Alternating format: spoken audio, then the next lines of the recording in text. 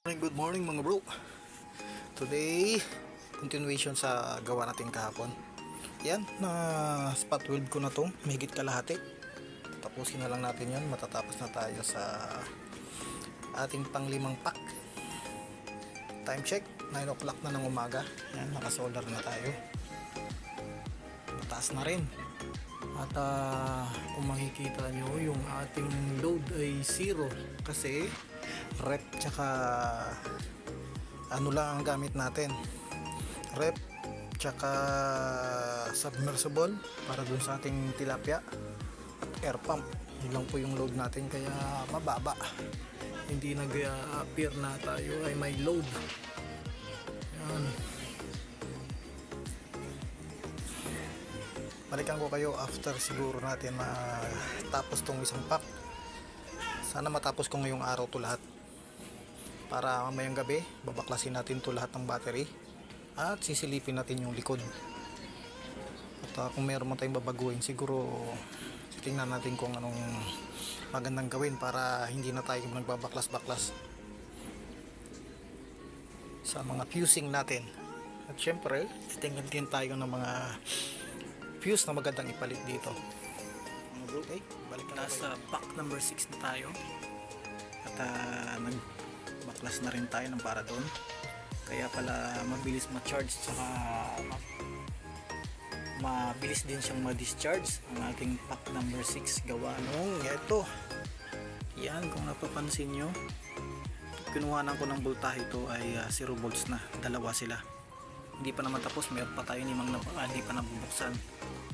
Yan, malamang yung fuse nito ay bumigay na, matagal nang bumigay, kaya mababa na lang ang capacity nung pack number 6 na yon. Check natin yung after natin lahat, kaya kailangan talaga natin ma-check lahat ng mga fusing nun, kasi sigurado marami ng mga busted na fuse doon sa number 6 na yon. Kaya napakabilis niyang ma-discharge at napakabilis din niyang mag-charge. Kung mapapansin nyo, ayan, sa 4.2 na siya, samantalang yung iba ay nasa 3.8 pa lang. Gawa nga ng kukunti na lang ang nakakabit dyan sa kanya.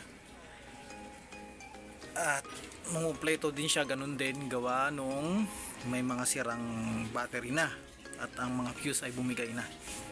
So update ko kayo mamaya after kong mabaklas na lahat. Time check tayo ay 11 o'clock na. Siguro after ko mahinang itong mga ito, mas spot weld, kakabit ko muna pansamantala para ma-charge, kasi sayang yung sikat ng araw. Nakasolar tayo ngayon, kaya gamit na gamit kahit papano.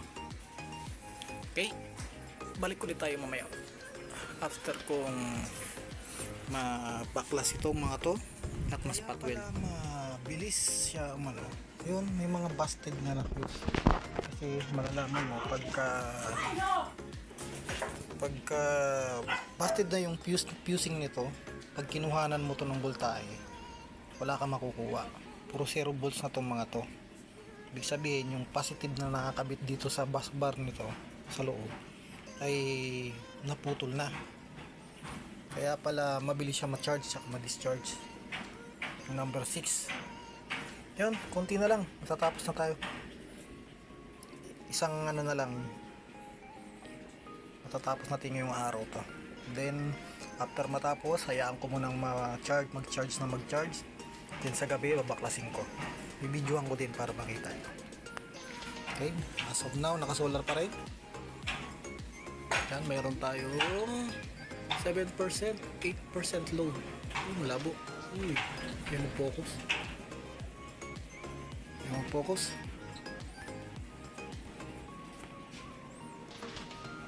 Yan, 8% load. 7 to 8% load. Meron tayong soldering iron, pump. Pag nag-meral ko na to, magdadalawang dot yung sa meral ko. Naka-solar tayo ngayon. At magandang charging ngayon kasi maaraw. Ayan, meron tayong 9 amps charging na merong ilan ng PV watts, 90. Yung volts niya pala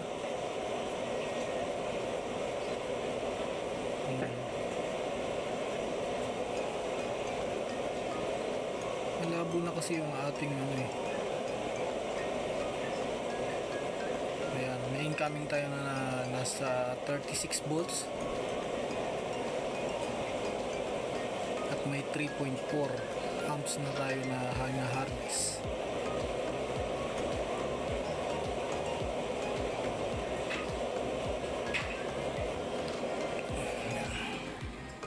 Bago-bago kasi yung panahon eh. Liliwanag, kukulimlim. Kaya pabago-bago rin tuloy yung ano niya, charging niya. Balik ko ulit ito mamaya pagka natapos na natin ng buong pack na to. Gawa ng 4 PM na para ma-charge itong mga ito. Ang natira na lang ay 8 piraso. Kailangan kong tanggalan ng hinang. Yung mga yun, nasa spot with na natin yun.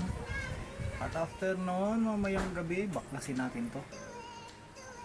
Baklasin natin tong mga battery lahat. Patayin muna natin yung banner, ang ating charge controller. Patay, lahat papatayin natin. Mineral ko lang muna natin siya. Dahil chichikin nga natin isa-isa ang fusing natin. Yung number 6 natin ay napakaraming busted na fuse. Halos higit kalahati ang busted niya, kaya pala mabilis ang charge at mabilis din mag-discharge. Ayan, mapapansin nyo yung number 6 ay nasa 4.1 charging niya. Kasi napakaraming busted. So, nag-charge muna ako ng ating spot weld kasi manubat. At magtatanggal muna tayo ng hinang. Kaya tapusin na natin to para puro spot weld na lang tayo. Tapusin ko na yan, natira na yan, at meron pa ron 3. Tanggalin natin yon. Sa gayon eh,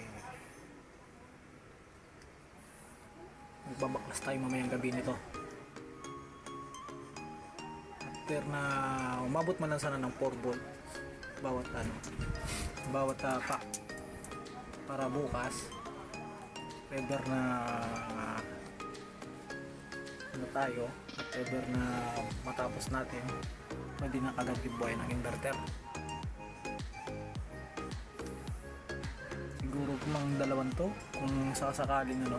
Balak ko kasing lagyan ng clearance bawat isang pack, at sa labas na lang ako maglalagay ng pinaka-bus bar nya, yung connection ng fuses sa labas na lang. Pero kailangan kong umorder muna siguro ng mas makapal na metal strip. May metal strip natin siya, tapos ang hinang, tapos fusing. Yun ang plan. So tignan muna natin kung ano mas maganda, kasi baka kulangin tayo sa budget.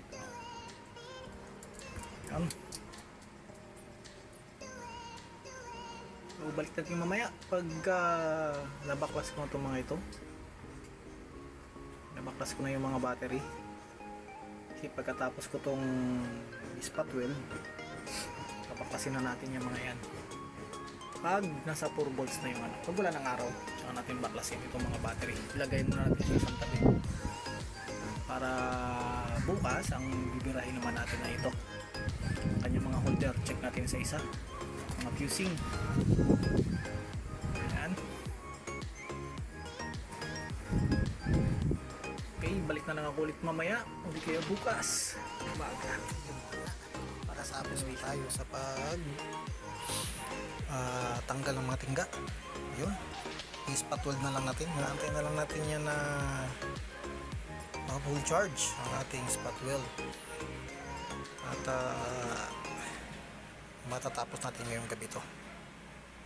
At meron pala tayong mga comments sa mga last video natin, yung video natin kahapon. Yung sabi ni Sir Jeros Lindan, Jeros Linyan kondisyon. Napakadelikado kasi boss ng ganyang battery, kaya nag 32650 na siya ngayon sa gamit niya. Wes, delikado po talaga tong battery na to, itong 18650, kasi ito ay mga used battery na galing ng laptop na ating ni-reuse ulit. At kung hindi nyo po lalagyan ito ng mga safety, kagaya ng fusing bawat cell, pag hindi kayo naglagay ng ano niya, pag yan ay nagkaroon ng problema, sigurado usok, baka magkasunog pa. Kaya itong setup ko na to, bukod sa may fusing bawat parallel na yan, may mga fusing yan,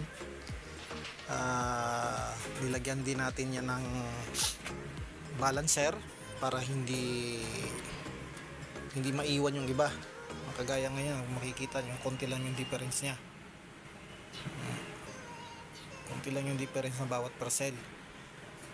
Bukod pa doon, huwag lang nating i-overcharge. Napakadelikado nitong 18650 pagka in-overcharge mo, lalo nitong mga pula, mga ano yan, high temp na ano yan, masyadong nagiinit yung mga pula na yan. Yung Samsung, ano ato to, kalimutan ko no, itong kulay pula na to, ng brand nito, kalimutan ko na yung brand na yan, pero itong mga red cell na yan, sa temperature pag during charging, napakainit po talaga yan, unlike sa Samsung tsaka sa Panasonic. Bukod pa doon, ang setting dapat sa discharge ng iyong inverter, huwag din sobrang baba, huwag mo ring lagyan ng sobrang load para hindi mag-init during discharge. Kaya ang setting ko rito sa aking mga battery na to, sa 24 volt system, hindi ako bumababa ng bawat cell, hindi ako bumababa ng 3 volts, at hindi rin ako nagpapataas ng 4.1 hanggang 4.1 lang ako, hindi ko sinasagad ng 4.2 dito sa 18650 na battery. Kaya ang safety nito sa charging dyan, ang gagaling dyan sa ating charge controller. Bukod dyan, meron din tayo dun sa battery natin, module natin, during charging tsaka discharge. Sa discharge naman, sa na nakakontrol yan, dito na yan, kasi ikakat din naman ng battery protection board natin pag bumaba na yung voltahe, kaya magkakambyo ng kaagad sa ating ATS yung kinokontrol ng ating battery protection board. Yan yung isang safety pa na dinagdag ko dyan. Bukod sa meron ng mga breaker yan, kung makikita nyo, yan, naglagay tayo ng mga breaker. Yan, breaker sa from inverter to battery, solar charge controller to battery, PB, yung ating 400 watts na PB papuntang charge controller, at nilagyan din natin siya ng SPD. Yan pa yung mga safety na nilagay natin dyan. Kaya ito, mga battery ko na to, siguro since na nagbuo ako ng ganitong gamit na battery, una ko kasing setup ay 12 volts. History na natin tong 18650 na gamit to. Nagsimula to sa 12 volt system, at gumawa din ako ng, bumili ako ng inverter na 1 solar na 24 volts. At dahil marami nga akong naipon nito sa abroad, yung mga battery na to, instead na bumili ako ng battery na LiPo, sinulit ko muna itong mga to. Sinulit ko muna siya, kaya nabuo itong 18650 na 24 volt system na power wall. Ganun din ang 12 volts, meron din tayo doon. Sa dating, panoorin nyo lang sa previous mga vlog ko, meron tayong binuong 12 volts natin na nilagyan ko na ng safety. Yan, kasi yung 12 volts natin yun dati, nagkaroon ng problema yon. Kaya naglagay tayo ng BMS tsaka balancer. Pero sa ngayon tumagal na rin siguro ng itong 24 volts ko ay 2021 ko nabili ito December 2021 itong inverter tsaka yung charge controller. Until now working naman, hindi naman ako binigyan ng malaking problema sa mga to ng mga lalo na sa battery. At dito sa ito maasahan talaga to ng One Solar, matibay talaga tong One Solar, kaya nire-recommend ko talaga yan. Hindi ko lang alam yung hybrid medyo may kamahalan yung hybrid ngayon nasa 17k to 19k ata yung hybrid na One Solar, pero magandang klase kasi pinag-isa niya na yung inverter at ang charge controller. Ngayon sa siguro bukas susunod na vlog natin babaklasin natin lahat to. Medyo mahaba kasi ang magiging vlog natin kung isasama ko pa. Babaklasin natin tong mga battery at ayusin natin yung fusing nung ating holder. Kasi yung mga walang fuse na nakalagay na walang nakalagay na battery, lahat yan naka-open na. Open na yung mga yan, kaya hindi ko muna lalagyan yan. At the same time, hindi ko pa nga tapos ispat kasi lobat nga. Pero yung mga yan, open na yung mga fuse nyan. Kaya babaklasin natin yan mamayang gabi siguro.